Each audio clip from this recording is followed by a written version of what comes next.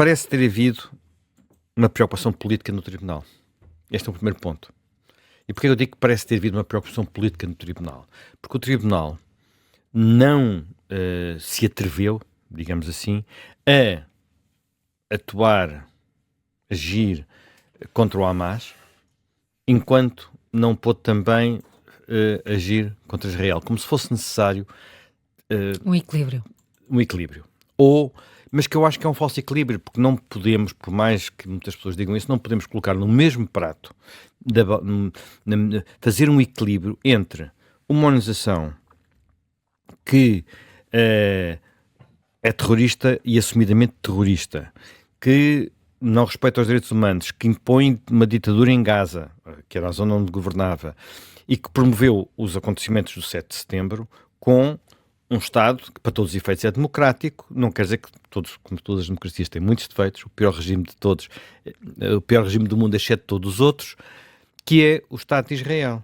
Não podemos achar que é a mesma coisa matar deliberadamente crianças, bebés, como aconteceu no 7 de outubro, ou não conseguir evitar que elas morram, como, para todos os efeitos, é o que está acontecendo nesta guerra. Há crianças, quer dizer, as crianças, toda a discussão sobre... Para o Hamas, crianças são até todos os habitantes de casa até aos 20 anos. Por isso é que surgem aquelas estatísticas. Portanto, há aqui, às vezes, uma certa mistificação. Mas vá lá falar de bebés, não conseguir evitar que eles morram, e já lá vamos um pouco a isso, melhor, para explicar melhor o que se pode estar a passar. É diferente matar deliberadamente e matar como dano de uma guerra urbana, que é a guerra mais complicada de todas. Portanto, são coisas... Agora, podemos a seguir discutir muitas outras coisas relativamente ao que se está a passar em Gaza. Agora, não são juízes cuja nomeação suscita sempre algumas dúvidas, porque estamos a falar de um organismo onde é necessário equilibrar países como Uganda ou República do Congo com, só para dar dois exemplos, ou algumas ditaduras orientais, não é, da Ásia, com países democráticos como os países ocidentais e mesmo países que não estão no Ocidente, mas como a Austrália. Portanto, são coisas completamente distintas e, de facto, geram dinâmicas distintas. Agora, porque, repara, no estatutos do Tribunal prevê-se que ele pode intervir nos territórios de países subscritores e quando esses países subscritores, os sistemas de justiça desses países subscritores não atuem quando deviam atuar. Isso levanta vários problemas neste caso concreto. Primeiro problema, Israel não é subscritor. Portanto, está a atuar em que base?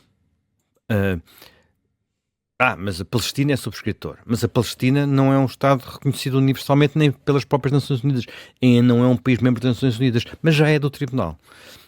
Isto poderá ser considerado um detalhe legal, mas não é um detalhe tão pequeno como isso, porque se a Palestina tivesse já o estatuto reconhecido, muitas coisas seriam diferentes. A começar pelo facto de em Gaza mandar o Hamas e no resto da Palestina mandar a autoridade palestiniana. A começar por esse pequeno problema que colocaria um problema de representatividade a quem é que representa quem nas organizações internacionais. E depois há outra questão. Bem, mas então porquê é que vamos acusar Israel se em Israel sabemos, e até sabemos por memória, enfim, porque história próxima, não é história longínqua, que o seu sistema de justiça atua. O sistema de justiça atua. O sistema de justiça está, como todos sabemos, em cima do próprio Netanyahu, portanto que está com processos complicados do próprio primeiro-ministro. O sistema de justiça, em muitas alturas, em muitas ocasiões, em outras situações de eventuais excessos ou excessos do exército israelita, do IDF, atuou. Portanto, porque é que de repente é necessário alguém vir de fora se temos ali um país que tem um sistema de justiça que atua? No Supremo Tribunal Israelita há israelitas árabes, não são todos judeus, que é uma coisa que a maior parte das pessoas não sabe, mas que é relevante e mostra, é revelador da natureza do Estado de Israel. Portanto, logo aqui à partida há um problema. E depois a própria designação, a própria forma como apareceu, em que se falava de a Palestina e depois o território de Israel. Mas o território de Israel, o que é isso? Quer dizer, porque é que o Tribunal fala desta maneira? Porque é que o Tribunal está... Ou o Procurador, digamos, que por enquanto não é o Tribunal, é o Procurador. Portanto, logo aqui temos alguns problemas, que eu creio que são problemas que derivam da própria origem, deste problema que eu julgo que é um problema de base, que é a ideia de que podemos ter uma justiça acima da democracia, acima de instituições que enquadrem essa justiça. Portanto, quer dizer, como se houvesse uns sábios universais, como as togas, e que pudessem dizer a toda a humanidade como é que ela se deve comportar. Isto parece muito bonito, mas é aterrador. Na minha perspectiva, é aterrador. Porque não há esses sábios universais. Então, mas não se pode julgar crimes de guerra? Ou quem? Vamos lá ver. Em que circunstâncias se julgaram crimes de guerra? Podem, mas vamos ver em que circunstâncias é que isso aconteceu. Com tribunais especiais? Portanto, aconteceu a seguir à Segunda Guerra Mundial, foi em muitos aspectos exemplar, mas não em todos os aspectos. Estou a falar do Tribunal do Julgamento de Nuremberg e do Julgamento de Tóquio, que foram julgamentos que em muitos aspectos tiveram, e quem já viu filmes, documentários e leu, como o meu caso, sobre estes tribunais, sabe, por exemplo, que os americanos, em particular os americanos, que inclusivamente tiveram, portanto, o procurador americano teve um cuidado com garantir direitos de defesa, mesmo aos piores ogros nazis, que é muito revelador de uma cultura democrática e de justiça muito especial. Portanto, eu acho que vou ter problemas por causa disso, não é? Ora bem, no entanto, também sabemos que esse tribunal só julgou uma parte dos crimes de guerra. A Alemanha, naturalmente, cometeu os piores crimes de guerra. E o Japão também. Mas não foram os únicos. E há muitas questões que há retrospectivamente... Não estou a falar só do que fez o Exército Vermelho. Não é só isso. Há mesmo muitas ações dos exércitos aliados que são, num mínimo, muito discutíveis. Bombardeamento de Dresden, por exemplo. E o caso do julgamento de Tóquio, que tem muito menos visibilidade, não é? Na verdade é um julgamento muito condicionado e extraordinariamente politizado, porque por razões para o caso... Entre outras coisas, não se podia julgar o Imperador. Não se podia julgar o Imperador, é fantástica a relação de uma Carter com o Imperador, tudo isso é fascinante, mas a verdade é que se arranjou ali 30, não é? São assim, bodes expiatórios para uma coisa que tinha uma responsabilidade política óbvia e, portanto, não vamos, quer dizer, percebe-se, o resultado foi muito positivo, tudo isso... Essas coisas foram importantes para o que foi o pós-guerra. Essas coisas foram importantes para a reconciliação. Essas coisas foram importantes porque depois destes julgamentos houve outros, inclusivamente a nível de alguns dos Estados beligerantes, que continuam a ser relevantes. Por exemplo, o julgamento de Klaus Barbie em França, que mesmo assim tem que se lhe diga. E o julgamento de Eichmann em Jerusalém, que é o mais famoso de todos, deu origem ao famoso livro da Arendt. Portanto, há mais julgamentos e criou-se aqui, porventura, a ilusão que poderia haver uma justiça universal, se bem que aquilo não fosse exatamente... Aquilo foi uma justiça de vencedores. Como do lado dos vencedores havia países democráticos com sistemas antigos, seculares de justiça, correu bem, mas com limitações. Bem, depois tivemos mais 2 tribunais internacionais para julgar crimes de guerra. Ambos foram importantes. Estou a falar do Tribunal Penal Internacional para o genocídio do Ruanda, para o Ruanda, e outro para a guerra da ex-Jugoslávia. Que funcionaram, foram tribunais temporários, funcionaram, já terminaram os dois. Um julgou 90 e tal pessoas e o outro 60 e tal pessoas. Mas há aqui uma diferença relevante em relação a este. Ambos emanaram das Nações Unidas.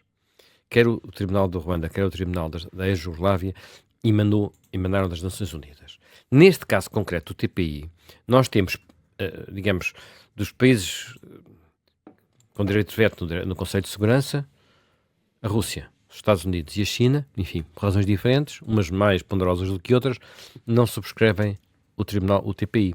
Portanto, aquilo não é um organismo das Nações Unidas. Funciona perto de um outro tribunal, que é um tribunal das Nações Unidas, mas não é um tribunal das Nações Unidas. Nem tudo o que está em Haia brilha, por assim dizer. É um tribunal que está em Haia, na Holanda. Portanto, temos aqui esta questão que, do meu ponto de vista, não é uma questão menor. Até porque, vamos lá ver, há aqui uma outra questão que a mim me parece muito, muito relevante, que é a tentação da oportunidade, quer dizer, a necessidade de intervir numa altura destas. Eu sei que há muita gente no mundo que procura resolver através de organismos destes tipos aquilo que não conseguem resolver de outras formas. E muitas delas têm as melhores, muito boas intenções, estão muito bem intencionadas. Agora, é necessário considerar que estamos a falar de uma guerra que está a acontecer, portanto, que continua a acontecer, que não terminou, sobre a qual não pousou ainda a poeira, como se costuma dizer, não há qualquer tipo de distância, inclusivamente para poder recolher todos os testemunhos que eventualmente seriam necessários e repara, todos os outros tribunais funcionaram depois das coisas, portanto, com a possibilidade de trabalhar nesses termos e, portanto, o resultado pode ser, neste momento, olha, pior emenda que o soneto, no sentido de alguns esforços que estão a ser feitos diligentemente, pacientemente e vagarosamente, porque é tudo muito difícil para se chegar a um cessar-fogo, ficarem de alguma forma comprometidos. E basta pensar em 2 ou 3 aspectos. Primeiro aspecto, o primeiro-ministro israelita estava com dificuldades crescentes no seu próprio país. Ontem houve várias manifestações, designadamente junto ao Parlamento, ao Knesset, contra o governo de Netanyahu, e de repente o país uniu-se, porque achou que não pode ser colocado no mesmo prato da balança um país onde há manifestações junto ao Knesset no meio de uma guerra e outro país onde quem protestar contra o Hamas é morto no local. Portanto, não colocar fazer este tipo de equiparações, de equivalências, de equilíbrios, não dá mau resultado. E aquilo que poderia ser um Netanyahu encostado à parede, ganhou espaço de respiração político dentro de Israel. Não estou a falar do resto. Não estou a falar da guerra, não estou a falar dessas coisas. Mas, o Tribunal entendeu também acusar o Ministro da Defesa. Acontece que o Ministro da Defesa é um opositor político de Netanyahu, que neste momento está no governo, porque é um governo de unidade nacional, um gabinete de guerra, e ele próprio, Ministro da Defesa, fazia parte do grupo de ministros que fez um ultimato a Netanyahu no sentido de ele estabelecer aquilo que já se percebeu que o equilíbrio político que existe naquele governo não permite estabelecer, que é o que é que vai acontecer a Gaza depois do fim da guerra. Uma coisa tão simples como, quer dizer, tão simples, tão complexa como esta, mas sobre a qual é necessário ter alguma claridade, ter uma visão do que é que vai acontecer a seguir, não é? Israel não pode ficar lá para sempre e, portanto, tem que dizer o que é que vai acontecer. Vai entregar aquilo à autoridade palestiniana, vai entregar aquilo a uma força árabe, vai fazer o quê? Qual é a ideia, qual é o plano? E deram até 6 de junho a Netanyahu para dar esta resposta. Eu não sei em que posição fica agora o Ministro da Defesa, porque era um dos ministros que tinha feito este ultimato. Mas isto irritou os dois lados, não é? Portanto, há a irritação do lado israelita, mas também a irritação do lado do Hamas e dos seus proxies, designadamente do Irão. E agora, como é que vão correr as negociações complicadíssimas que estavam, enfim, não sei se estavam mais perto ou não de um possível cessar-fogo, mas que tinham vindo a fazer algum caminho. Portanto, como é que vai ficar a situação dos reféns? Como é que vai ficar a possibilidade de chegar ali, que ainda, apesar de tudo ainda há 100 reféns, podem ser neste momento já só 100 cadáveres, mas ainda há mais de 100 reféns, aparentemente na região de Rafa. Não ajudou a resolver isto. Agora eu dir-me-ão, está bem, mas a justiça não tem que fazer cálculos políticos. Só que isto é uma justiça muito política para todos os efeitos. E a própria história anterior do Tribunal aponta nesse sentido. Porque, e este aspecto até nem tinha noção tão clara não tinha noção tão clara que pudesse ser assim, que é, em 20 anos, o Tribunal gastou já uma quantidade de dinheiro fenomenal e praticamente não julgou caso nenhum. Sendo que a maior parte dos casos, por razões que nós compreendemos, porque lemos o noticiário internacional, se relacionaram com o que tinha acontecido em alguns países africanos e depois começou a haver pressões para o tribunal não tratar só de casos africanos e o tribunal passou, por razões políticas e de equilíbrios, passou a preocupar-se mais com outras regiões do mundo. E isto leva aonde? Portanto, eu tenho as maiores dúvidas. Acho que, como cereja no topo do bolo, isto criou uma enorme dificuldade aos Estados Unidos e a Biden. Biden ontem já foi acusado pela ala esquerda do Partido Democrata e sabemos, eu posso testemunhar isso pessoalmente porque conheço, tenho uma amiga americana que está preocupada porque a neta está nos protestos e já lhe disse à avó que não vai votar em Biden por causa de Israel e, portanto, se isto acontecer em massa, Biden, que já não está bem nas sondagens, pode ficar ainda pior. E agora Biden, que estava a tentar navegar, enfim, fazendo um equilibrismo complicadíssimo, que não vamos discutir agora se estava bem ou mal feito, tentar navegar nestas águas todas entre o não deixar cair Israel, mas criticar Netanyahu. Ontem foi obrigado a ir novamente para o outro lado. O próprio poder negocial e a capacidade negocial dos Estados Unidos foi de novo comprometida. Portanto, não fez bem a ninguém. Eu não estou a dizer, vamos lá ver, é possível, e isso vamos à última questão que já me estou a estender, é possível, de certeza, eu estava a ouvir há pouco um especialista em guerra urbana, uma pessoa que já esteve em todo lado.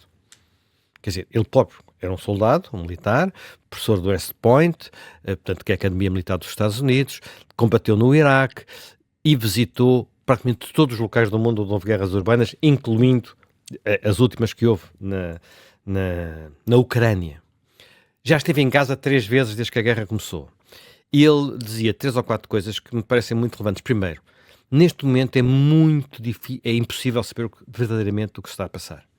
Ele, mesmo tendo visto o exército israelita atuar com todo o cuidado que é possível um exército ter, não acha que seguramente que houve alguém que cometeu crimes de guerra. É quase impossível numa guerra deste tipo, que é às vezes pior que corpo a corpo, porque é corpo a corpo em túneis, muitas vezes em escombros, isso não ter acontecido.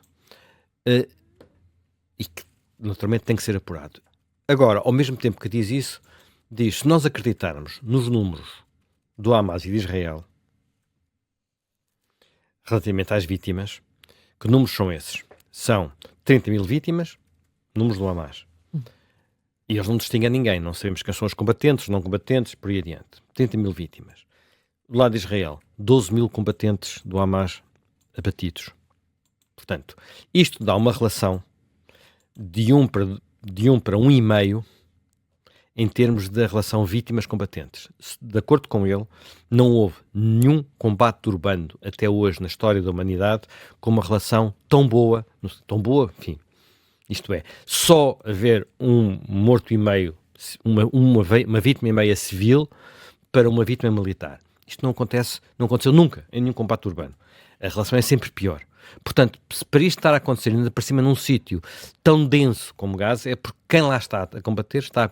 E estou a tomar por bons números que eu sei que não são bons. Sim. Repara, provavelmente o número israelita é exagerado, mas o número palestiniano também do Hamas também é exagerado. Estou a tomar como bons estes números. Portanto, ele diz, se estes números são bons, eu não acredito neles, não há nenhuma guerra.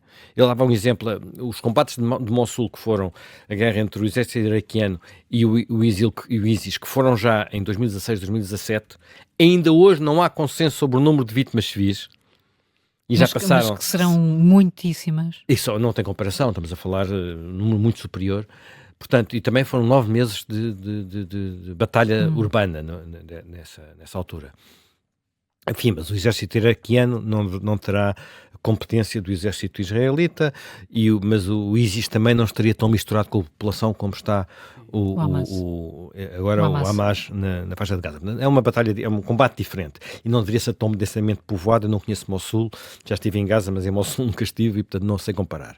Mas, portanto, tudo isto é muito complicado de fazer a avaliação. Nós temos que garantir que, da medida do possível, os crimes de guerra devem ser julgados. E o primeiro de todos os crimes de guerra foram os que aconteceram a 7 de outubro, porque aí não há dúvidas nenhumas. Houve civis mortos deliberadamente. Houve violações. Houve tudo isso. Quer dizer, porque está filmado, eles próprios filmaram. portanto não foi necessário inventar. Eles próprios afirmaram, as crianças foram executadas, quer dizer, tudo isso nós vimos, infelizmente vimos. Quer dizer, de vez em quando eu quase tenho pesadelos com aquilo que vi nessa altura. Mas independentemente disso, o facto de este combate se travar numa zona urbana é sempre complicado. Podemos discutir e devemos discutir se ele não devia parar já, mas não podemos ter esta discussão sem dizer para já, mas liberta já também os reféns, ou entrega os corpos deles, faz qualquer coisa, não pode ser... se bem que não haja verdadeiramente equivalência, não podemos também pôr tudo no mesmo prato e fazer tudo equivaler. O Tribunal tem um cuidado, que eu julgo, enfim, fala em genocídio. Eu acho que enfim, quando morre, enfim, usando os números, quando morre, as vítimas serão, números do Hamas, 1,5% da população. Genocídio? 1,5% da população? Quer dizer, no mínimo podemos achar que é discutível, sendo que hoje em dia, nos dias que correm, praticamente todas as guerras são crimes de guerra, não é? Portanto, desde que hajam civis, todas as guerras são crimes de guerra, o que levanta, o que também é uma discussão que temos que ter um dia. Não sei se vamos ter, se vamos ter que nos habituar a um mundo que não é um mundo de paz. Quer dizer, muitos daquelas coisas deste tribunal tinham a ilusão de que íamos viver todos em paz e que quem pisasse o risco ia parar às prisões em Haia. Infelizmente não é assim, e às vezes, quando os bem-intencionados podem tornar as questões muitas vezes mais complicadas e mais difíceis de resolver. E é por isso que não é agora depois de ver este caso, foi quando o tribunal foi constituído. Eu tenho 2 textos, um escrito em 2001 e outro escrito em 2002, portanto logo no princípio a dizer, isto se calhar é uma má ideia.